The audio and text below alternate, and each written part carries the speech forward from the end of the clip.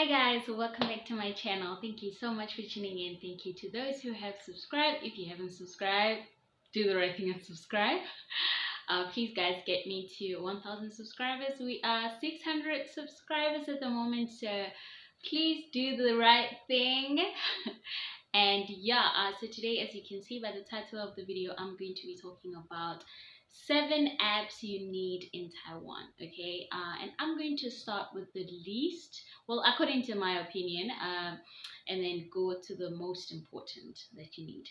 I think they're all important. Okay, just I'm ranking them according to their importance. Okay, cool. Let's get straight into the video. The first app that you need is Google Translate. Google Translate, I think it's important if you don't know the language. It's pretty important. I don't know why I made it number 7, okay?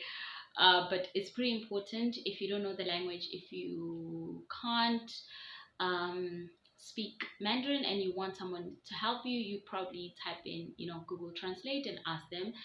And also, I think depending where you are, if you are like in the proper villages, maybe you don't find a lot of people who know how to speak English, then maybe you really need it. But if you're in places where you can find someone who speaks English, that's great. Then you wouldn't need it as much, okay? Or you know Chinese, then you wouldn't need it as much, okay? And number 6, Pleco.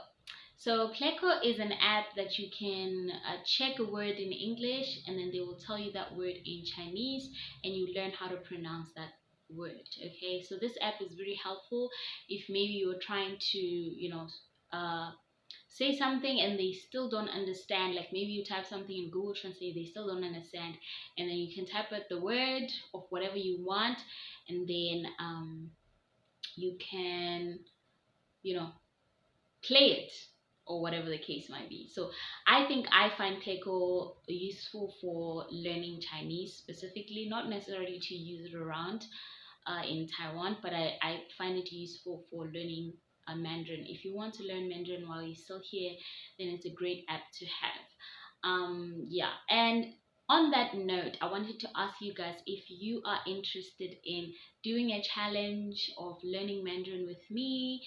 I'm learning Mandarin, so I want to have other people learning with me. If you're interested in that type of video, if you want me to make those videos of like, okay, 1 month challenge where we're gonna learn specific things about a specific topic and learn how to say them in Mandarin and practice and things like that together. So please let me know. I can do a video like that and show you my progress, what I've done, and you guys can comment and like engage in the video and tell me where you are, if you found it easy or difficult to learn those type of things. So just let me know down below if you'd like that type of video, because I really want to do that type of video because I'm really serious about learning Mandarin, because it's very important. Otherwise you'd hear people saying 这个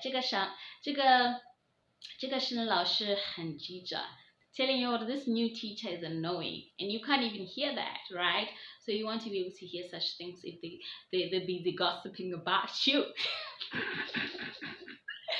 Anyway, I digress. Let's move to number 5. This next app you need is for ordering food online. So FoodPanda or Panda, whatever you want to, however you want to call it, okay? And then the next one is Uber Eats.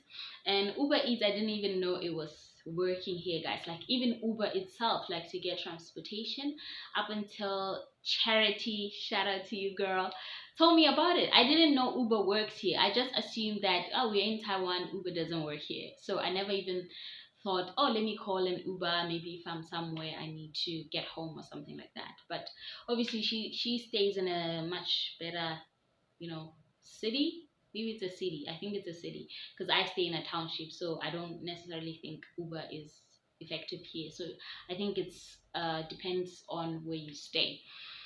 So that's another app. So FoodPanda, Uber Eats, and also Uber in terms of like transportation.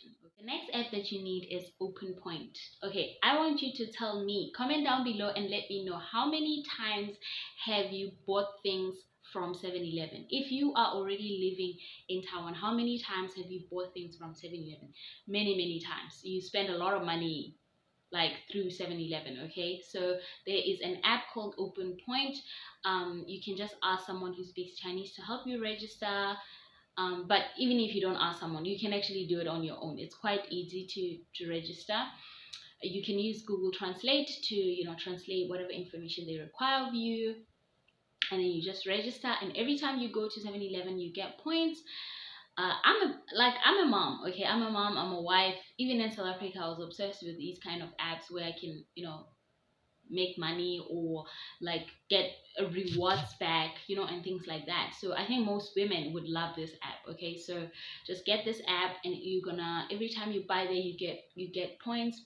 That points can be converted to money. You can always spend that money again in 7-Eleven, or, you know, you get free coffees or whatever you like to drink. So yeah, I think it's a very useful app to have. And then the next app is the Taiwan Railway app. This app is, I think it's in Chinese, so you need someone to help you with that app too. But you can always get into the website. It has like the English version that you can, you know, if you want to buy like a train ticket to somewhere and it's during the holidays, you can use that Taiwan Railway app. Okay, you can use that to I have the one for Chinese, but you can get into Google and just type Taiwan Railway, and it will be in English, and you can, you know, use that to buy tickets if you want to go to another city or things like that. And the next app, which I think is very important, and it comes at number 2, is Bus Taiwan. Okay, if you are in Taiwan and you don't know how to ride a scooter, you don't have a car, you want to be able to, you know, catch a bus, right? And if you're gonna catch a bus, you want to know the schedule, and the schedules are in Chinese. Okay, and you can't read Chinese, so you need this app called Bus Taiwan in order for you to check what time does the bus come. So the transportation is quite